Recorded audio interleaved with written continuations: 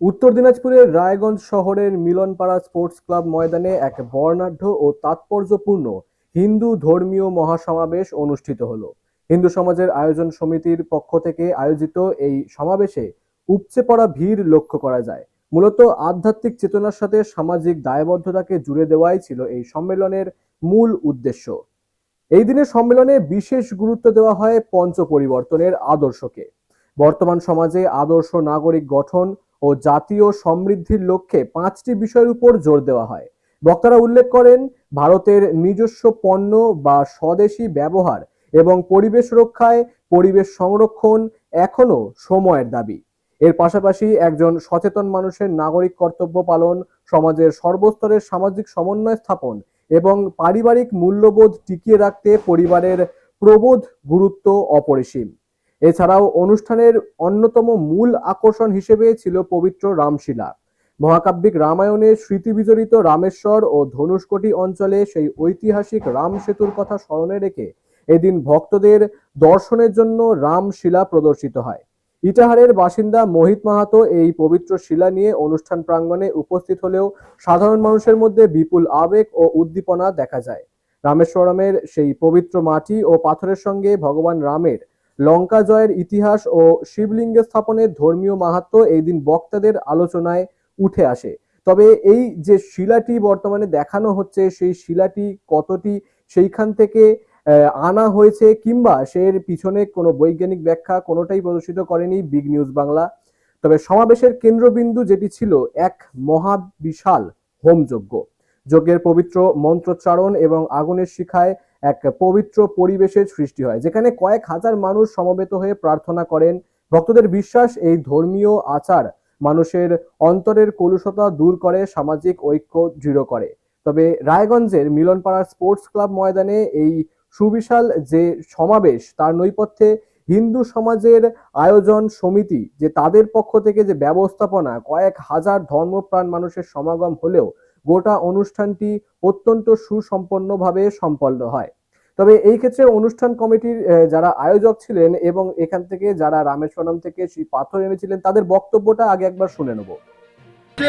আমাদের রাষ্ট্রীয় স্বয়ংসেবক সংঘের ১০০তম বর্ষপূর্তি উপলক্ষে সারা ভারতবর্ষ জুড়ে আমরা এই রকম সম্মেলন সারা ভারতবর্ষে করে চলেছি।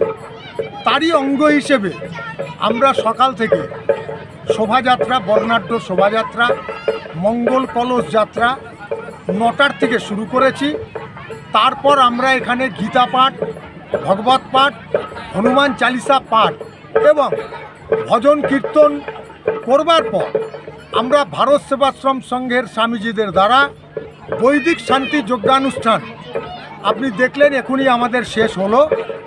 এই কার্যক্রম হওয়ার পর আমাদের এর পরবর্তী কার্যক্রম ভারত সেবাশ্রমের স্বামীজির দ্বারা আশীর্বচন এবং রাষ্ট্রীয় স্বয়ংসেবক সংঘের কার্যকর্তা এখানে এসছেন, উনার প্রবচন হবে। তারপর আমরা সমস্ত ভক্তমণ্ডলীকে মহাপ্রসাদ পুরো একদম ঢেলে আমরা সারিবদ্ধভাবে তাদেরকে আমরা প্রসাদ বিতরণ করব। যোজনা প্রমুখের দায়িত্ব কি নিয়েছেন? রথের মাধ্যমে গ্রামে গ্রামে সনাতনীদের যাওয়া রামায়ণ মহাভারত গ্রামের লোককে এই যে রামশিলা ভাসমান পাথর, আমরা গানে শুনেছি নামের গুণে সোলা ডোবে পাথর জলে ভাসে, আমরা বাস্তবে কেউ দেখিনি। রামশিলা যে শিলা দিয়ে সীতাকে ভগবান শ্রী রামচন্দ্র সেতু বন্ধন করেছিল, আর সেই সেতু থেকে এই পাথর নিয়ে আসা হয়েছে আমাদের গ্রামের সবাইকে দেখাবার জন্য। সেখানে তো আমরা যেতে পারবো না, তো সেখানে শিলাখণ্ড নিয়ে এসে আমরা সবাই যেন দেখতে পারে, সেটাকে পূজন করতে পারে। এই কারণে যে ভগবান শ্রী রামচন্দ্র সীতামাতা হেঁটে গেছেন। রায়গঞ্জের মিলনপাড়া স্পোর্টস ক্লাব ময়দানে আয়োজিত এই সুবিশাল সমাবেশের নেপথ্যে ছিল হিন্দু সম্মেলন আয়োজিত সমিতি। তাদের দক্ষ ব্যবস্থাপনায় কয়েক হাজার ধর্মপ্রাণ মানুষের সমাগম হলেও গোটা অনুষ্ঠানটি অত্যন্ত সুশৃঙ্খলভাবে সম্পন্ন হয়। এই দিনের অনুষ্ঠানের বিশেষ আকর্ষণ হিসেবে যেমন বিশাল হোমযজ্ঞ সম্পন্ন হয়েছে, তেমনি মানুষের নজর কেড়েছে সেই পবিত্র রামশিলা দর্শন। পুরো অনুষ্ঠান থেকে সাধারণ মানুষের জন্য মূলত দুটি বিশেষ বার্তা দেওয়া হয়। প্রথমত, আধুনিক যুগে দাঁড়িয়েও ভারতের সনাতন সংস্কৃতি ও স্বদেশী পণ্যের ব্যবহার বৃদ্ধি করা, এবং দ্বিতীয়ত, প্রাকৃতিক ভারসাম্য বজায় রাখতে পরিবেশের প্রতি যত্নশীল হওয়া। বিকেল গড়াতেই অনুষ্ঠান স্থল এক মিলন মেলায় পরিণত হয়। আয়োজকদের মতে, ভারতের ঐতিহ্য ও সংস্কৃতি বর্তমান প্রজন্মের কাছে পৌঁছে দিতে এই ধরনের সমাবেশ আয়োজন করা হয়েছে। তবে এই যে রায়গঞ্জের মিলনপাড়া স্পোর্টস ক্লাব ময়দানে যে আয়োজিত বিশাল সমাবেশ, সেইখানে যে এক মহান ধর্মীয় মাহাত্ম্য এই দিন বক্তাদের আলোচনায় উঠে আসে।